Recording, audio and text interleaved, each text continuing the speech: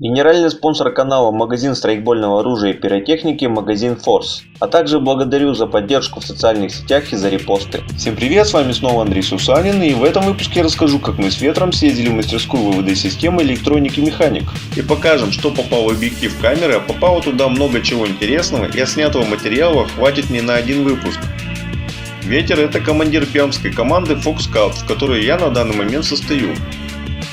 Воздух высокого давления, сокращенно ВВД. О данном принципе работы страйкбольного оружия много и везде говорят, и порой преувеличивая или наоборот преуменьшая ее достоинства, вызывая множество споров и дискуссий в сообществе Белого Шара. Мы же решили обратиться по этому вопросу к специалисту, занимающимся всем, что работает на воздухе высокого давления уже более 10 лет. А так как мы с Ветром являемся владельцами спринговых винтовок, большое количество времени было потрачено на обсуждение перехода спринга на ВВД со всеми плюсами и подводными камнями, и возможно, если данная тема будет интересна, посвятим отдельное видео этой теме.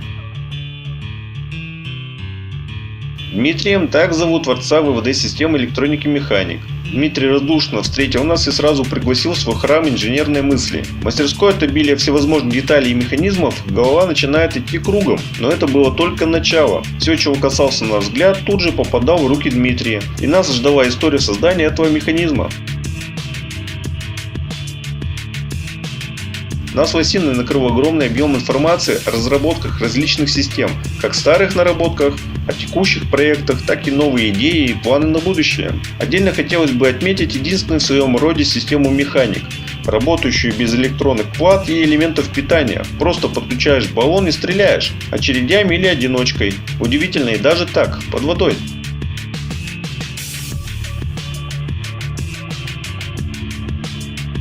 Нам также удалось подержать в руках единственную в своем роде прототип крупнокалиберной винтовки с компоновкой Bullpup SV1367 VSSK выхлоп. Это страйкбольная ВВД версия винтовки ВКС выхлоп производства МПО ЕК, из которой можно производить выстрел как одиночный, так и автоматическим огнем. А в огромном глушителе установлен заправочный баллон, но это не мешает винтовке работать бесшумно.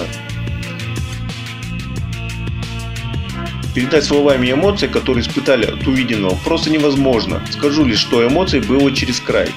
А далее нас ждала демонстрация перспективных систем микрик и электроник, выпуск которому хочу посвятить следующее видео, при условии, если данная тема будет интересна. А на этом у меня все. Не забываем ставить палец вверх, подписываться на новости канала. Всем пока и до новых встреч!